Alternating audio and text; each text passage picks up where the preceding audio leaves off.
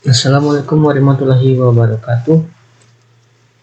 Baiklah, saat ini kita akan membahas materi pembelajaran fisika kelas 10 kurikulum merdeka yang membahas tentang sumber energi alternatif. Nah, di sini akan kita bahas sebanyak 10 soal. Dimulai dari yang pertama. Yang pertama, sumber energi yang masih dominan untuk memenuhi kebutuhan listrik di Indonesia adalah A. Matahari, B. Batu bara, C. Angin, D. Minyak bumi, E. Gas alam. Nah, untuk saat ini energi yang masih dominan untuk memenuhi kebutuhan listrik itu adalah, kita lihat. Nah, sumber energi yang masih mendominasi untuk memenuhi kebutuhan listrik di Indonesia adalah batu bara. Sekitar 67% pembangkit listrik di Indonesia masih menggunakan batu bara sebagai bahan bakar. Jadi jawabannya adalah B. Nah, itu soal pertama tentang sumber energi. Baiklah, selanjutnya. Sumber energi yang digunakan untuk menghasilkan cahaya pada lampu petromak adalah, nah, di zaman dahulu itu orang-orang tua kita mungkin masih sering menggunakan lampu petromax ya. Nah, itu biasanya membeli minyak sebagai bahan sumber energinya. Nah, kita lihat jawabannya. Pada lampu petromax, sumber energi yang digunakan adalah minyak bumi. Nah, itu yang dipakai untuk bahan bakar sumber energi pada lampu petromax. Jawabannya adalah C, minyak bumi. Selanjutnya yang ketiga, di bawah ini yang bukan ciri-ciri sumber energi tidak terbarukan. Nah, di sini poinnya adalah sumber energi tidak terbarukan. Nah, energi tidak terbarukan itu dia terbatas, kemudian tidak bisa diperbaharui dan bisa habis juga. Di sini kita lihat apa jawabannya. Nah, itu ciri-ciri sumber energi yang tidak terbarukan. Nah, dia terbatas di alam. Contohnya minyak bumi itu bisa habis, gas alam itu bisa habis, batu bara itu bisa habis. Merusak alam. Nah, kalau batu bara terlalu ditambang terus-menerus, maka akan menjadi lubang yang dalam. Nah, itu bisa merusak lingkungan, merusak alam. Nah, itu contohnya. Kemudian cadangannya bisa habis. Nah, jika dimanfaatkan, dieksploitasi terus-menerus, minyak bumi, gas alam, dan batu bara itu bisa habis. Dan keempat, dapat menyebabkan hujan asam. Nah, jika terlalu banyak polusi di udara yang diakibatkan oleh sumber energi tidak terbarukan ini, dia bisa menyebabkan hujan asam. Jadi yang bukan adalah jawabannya C, dampaknya pada lingkungan positif. Nah, dampak yang bagusnya hanya kita memanfaatkan itu bisa untuk kendaraan transportasi, bisa untuk memasak di rumah misalnya pakai gas, tapi permasalahan di alam itu lebih besar. Nah, jadi jawabannya dampaknya pada lingkungan positif itu yang bukan. Selanjutnya, contoh sumber energi terbarukan adalah sini yang A, minyak bumi dan gas alam, B, angin dan matahari, C, batu bara dan nuklir, D, gas alam dan biogas, E, minyak bumi dan geotermal. Nah, ini jawabannya. Sumber energi yang terbarukan itu, kata kuncinya itu terbarukan. Nah, biasanya kalau kita cara mengingatnya, sumber energi terbarukan itu yang tidak menyebabkan polusi. Nah, matahari tidak ada bisa polusi. Panas bumi juga tidak ada polusi. Biomasa, keempat angin, dan kelima air. Nah, itu adalah sumber energi terbarukan yang mulai dikembangkan di Indonesia saat ini. Jadi jawabannya adalah B, angin dan matahari. Itu adalah jawaban dari soal ini. Oke, selanjutnya di bawah ini merupakan sejumlah faktor yang mempengaruhi besar energi listrik dari PLTB, kecuali PLTB ya, pembangkit listrik tenaga Bayu. Nah, Bayu itu adalah angin, jadi pembangkit listrik tenaga angin. Untuk mempengaruhi besar energi listriknya, faktornya apa saja? Oke, kita lihat.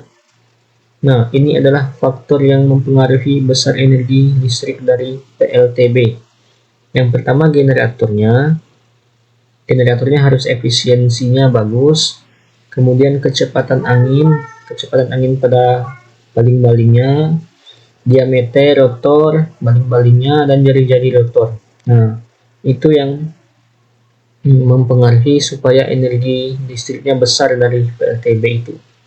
Jadi selain itu pengecualinya adalah jawabannya A, jadwal angin darat dan angin laut. Selanjutnya, perhatikan pernyataan berikut. 1. Mempengaruhi perubahan iklim yang ekstrim. 2. Mengurangi dampak pemanasan global. 3. Menghasilkan polusi udara. 4. Meningkatkan kadar oksigen di udara. 5. Ketersediaan sumber energi fosil yang terbatas. Pernyataan yang merupakan kekurangan dari penggunaan sumber energi fosil ditunjukkan oleh nomor. Nah, kata kuncinya adalah kekurangan dari menggunakan energi fosil. Jadi energi fosil itu adalah energi yang tidak bisa diperbaharui, yang mudah habis dan terbatas. Nah, apa kekurangannya? Nah, ini adalah kekurangannya. Kekurangan utama penggunaan energi fosil adalah polusi, efek gas rumah kaca, pemanasan global, dan kerusakan lingkungan akibat eksploitasi dan terbatas di alam. Jadi jawabannya adalah nomor 1, mempengaruhi perubahan iklim yang ekstrim. Ya, benar.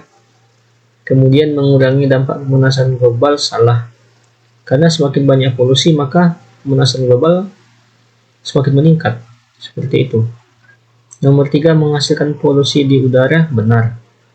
Nomor 4, meningkatkan kadar oksigen di udara, salah.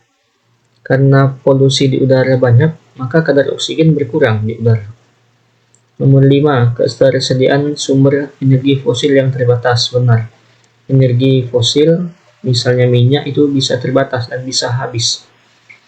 Pernyataan yang merupakan kekurangan dari penggunaan energi fosil ditunjukkan oleh nomor. Jawabannya B, 1, 3, dan 5. Oke, selanjutnya. Nah, sumber energi yang berasal dari jasad renik dan sisa-sisa tumbuhan yang tertimbun selama berjuta-juta tahun adalah A. Biji besi, B. Minyak bumi, C. Panas bumi, D. Batu bara, E. Timah. Oke, kita lihat jawabannya adalah, nah ini sumber energi yang berasal dari jasad renik dan sisa-sisa tumbuhan yang tertimbun selama berjuta-juta tahun adalah minyak bumi. Jawabannya adalah B. Selanjutnya, perhatikan pernyataan berikut. 1. Biaya pembangunan yang murah. 2. Ramah lingkungan. 3. Mengurangi ketergantungan impor. 4. Mudah diperoleh. Pernyataan yang merupakan keunggulan dari pemanfaatan sumber energi terbarukan ditunjukkan oleh nomor. Oke, keunggulan dari pemanfaatan sumber energi terbarukan itu, yang pertama dia ramah lingkungan. Yang kedua, dia mudah diperoleh sumber dayanya. Misalnya matahari, setiap hari matahari terbit di negara kita, di Indonesia ini. Nah, kalau biaya pembangunan murah, biaya pembangunan awal untuk membentuk suatu energi terbarukan itu besar ya, biaya pembangunan awal. Nanti kalau biaya operasionalnya baru murah, seperti itu. Nah, jawabannya adalah D. 2, dan 4. Oke, selanjutnya secara geografis Indonesia terletak di daerah tropis dan dilewati oleh garis khatulistiwa, sehingga Indonesia memiliki intensitas radiasi sinar matahari yang cukup besar. Berdasarkan pernyataan tersebut, pembangkit listrik yang cocok dikembangkan adalah Indonesia daerah tropis kan ceritanya, kemudian memiliki intensitas radiasi sinar mataharinya besar. Maka yang cocok dikembangkan adalah PLTS, pembangkit listrik tenaga surya, tenaga matahari. Jawabannya adalah B. Selanjutnya, jenis pembangkit listrik berikut yang tidak memanfaatkan sumber energi alternatif adalah dari opsi ini PLTA, PLTB, PLTS, PLTG, dan PLTP yang tidak memanfaatkan sumber energi alternatif. Kita lihat jawabannya. PLTA, pembangkit listrik tenaga air, merupakan sumber energi alternatif. Kemudian PLTB, pembangkit listrik tenaga bayu, itu tenaga angin juga energi alternatif. PLTS, tenaga surya, merupakan energi alternatif. PLTG, pembangkit listrik tenaga gas. Gas bukan merupakan sumber energi alternatif. PLTP, pembangkit listrik tenaga panas bumi. Jadi sudah jelas, jawabannya adalah D. Oke, terima kasih. Itu saja pembahasan kali ini 10 soal materi sumber energi alternatif. Jangan lupa di subscribe, dan selanjutnya kita akan membahas lagi materi yang lain di video berikutnya. Terima kasih. Wassalamualaikum warahmatullahi wabarakatuh.